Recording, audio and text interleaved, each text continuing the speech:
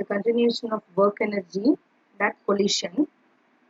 See, a collision is said to be occur between two bodies, either if they physically collide against each other or if path of one is affected by the force which is exerted by each other.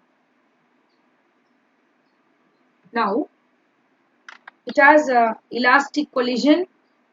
The collisions between different types, which is the elastic collision, inelastic collision, and completely inelastic collision, and head-on one dimension, and we can say explosive collision, like oblique or two-dimensional collision, like different types of collision which are there. We'll see that what are all the character and what is the collision, right? Elastic collision, inelastic collision, in that, see, the elastic collision, if there is no loss of kinetic energy during the collision, that we can call it as elastic collision. See, inelastic collision, that is nothing but if there is a loss of kinetic energy during a collision, we can call it as an inelastic collision. See, the total momentum is conserved. So these are all the characteristics of the inelastic collision. Total linear momentum is conserved, and the total kinetic energy of the system is also conserved, and the total energy also conserved, and kinetic energy also conserved, right? And after the collision, the bodies completely regains from their deformities. What is completely inelastic collision? We can see. See, the completely inelastic collision, if suppose two bodies stick together, means after the collision and move as a single body with a common velocity. So then the collision, we can say that completely inelastic collision. So in that such collision also, the momentum is conserved, right? And the total kinetic energy is not conserved. After the collision, the bodies stick together, move with a common velocity, what we say. Okay. So these are all the character. And inelastic collision, we'll see the total linear momentum is conserved. The total kinetic energy of the system is not conserved, right? And after collision, it will regain their deformities. So, the total momentum of an isolated system is always conserved, and whatever the collision is elastic or inelastic. But the total kinetic energy is conserved only in inelastic and not in inelastic collision. Okay. If suppose it is an elastic collision, conservation, the total kinetic energy is conserved. And in inelastic collision, the loss of kinetic energy appears in only in the form of other form of energy. Okay. And no collision is perfectly elastic nor completely inelastic. Most of the collisions are inelastic collision only. So by all these points, we can know about by explaining the elastic collision in one dimension, two dimension, like the explanation part you can see. Right. Now, elastic collision in one dimension. See, elastic collision in one dimension, we can say that is the body is along same straight line, and it is a one dimensional or head-on collision also we can call it as. Right. Now, you can consider two perfectly elastic bodies A and B of masses m1 and m2, which is there moving along same straight line with velocities u1 and u2. Now, we can take u1 is greater than u2. After some time, the two bodies collide, that is head-on collide, and continue moving in the same direction then, right? The velocities we can take after collision, that is v1 and v2. Now, the two bodies will separate after the collision, right? That time, v2 is greater than v1. As we know very well that the linear momentum is conserved, right? So, the linear momentum is conserved in any collision. We have taken that the equation is m1v1 plus m2v2, which is equal to m1u1 plus m2u2, right? Now we rearranged m2 v2 minus u2 which is equal to m1 u1 minus v1. Got it? Now, in elastic collision, what we know as the character? Yes, kinetic energy is also conserved. So, we have to write half m1 v1 square plus half m2 v2 square which is equal to half m1 u1 square plus half m2 u2 square. The same way we can rearrange this. We can take it as a third equation. Now, the equation 3 which is divided by 2, right?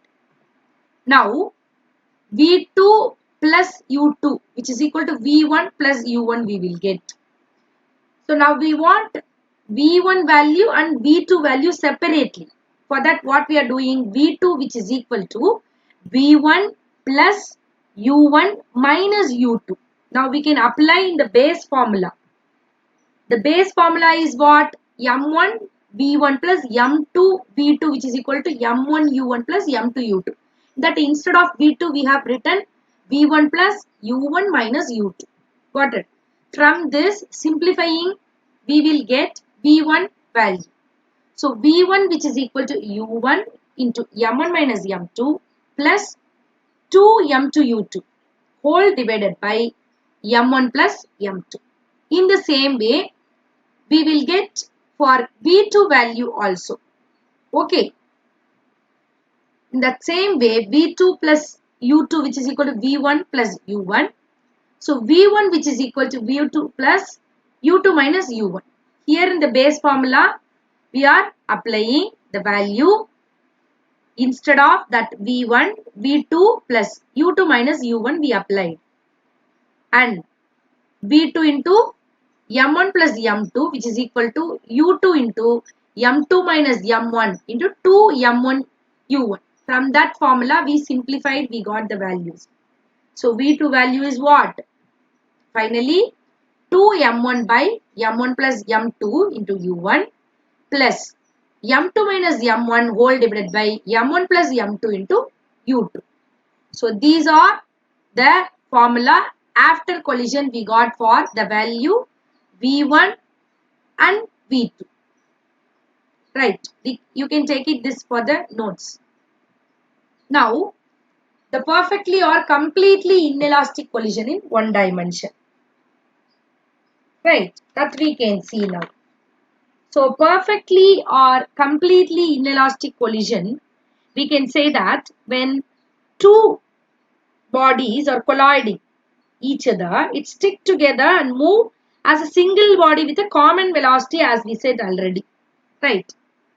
Now, you can take as what we seen in the previous case, a body of mass m1 moving with velocity u1 collide head on with another body. Right. Now, that body which is m2 which is at rest. Now, after collision, two bodies move together with a common velocity. Right. After collision. Now, what will happen? We know that for every collision, that is momentum is conserved. So, the linear momentum is conserved and we have to take it for the m2 into that value 0. So, that the value of v which is equal to m1 u1 plus m2 u2 by m1 plus m2. Got it? We know that the kinetic energy is not conserved. Right. So, before collision is what? Half m1 u1 square plus half m2 u2 square. So, the total kinetic energy after collision is what? Half m1 plus m2 into v2 because that is the common velocity. Now, loss in kinetic energy on the collision we can take del k, that is change in kinetic energy. Right. So, del k which is equal to half m1 u1 square plus half into m2 u2 square minus half into m1 plus m2 into v square. Right.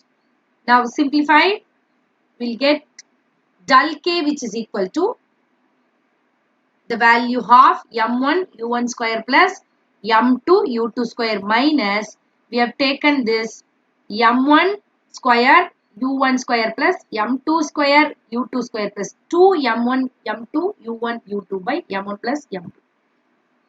So by simplifying, we got del K which is equal to half into M1 M2 by M1 plus M2 into U1 square.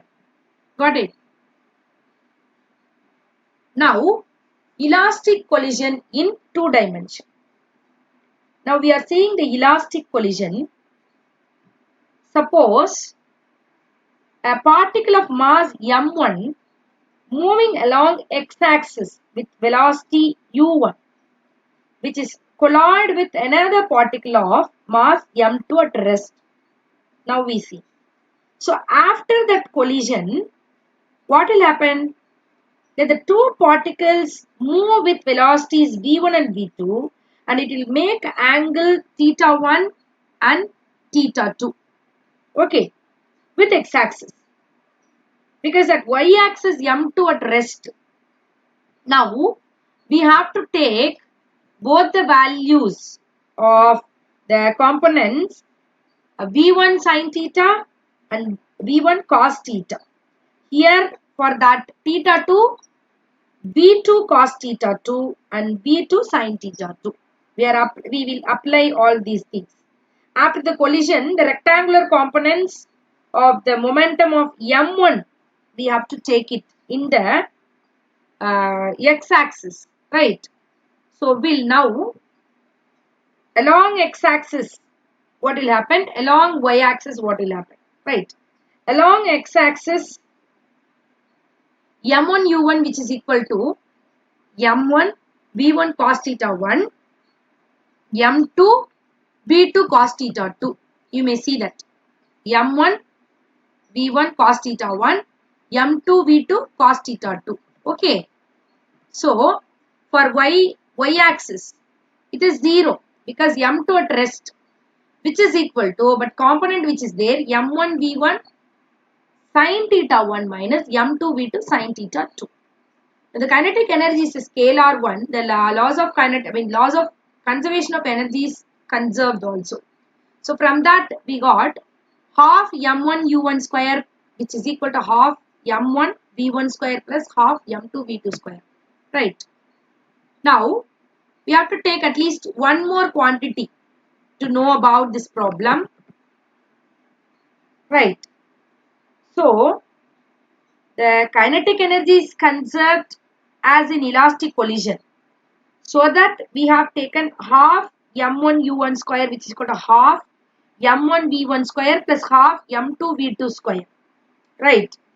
See, so we can take the values of other three unknown. Then the one value we will get it. Okay. Now what is power?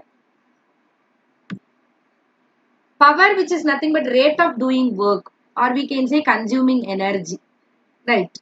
So the rate of conversion of one form of energy into another form of energy. So power, which is equal to work done by time, or we can say energy consumed by time taken. So P, which is equal to W by T or E by T.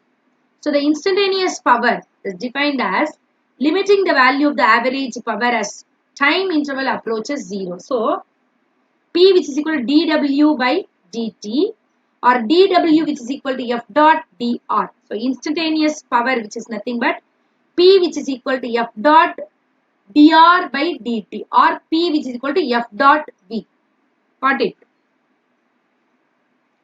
Now power is a scalar quantity. The SI unit of power is watt. 1 watt, which is equal to 1 joule per 1 second. 1 watt is the power when 1 joule is work is done in 1 second, or 1 watt is the power when 1 joule of energy is consumed in 1 second.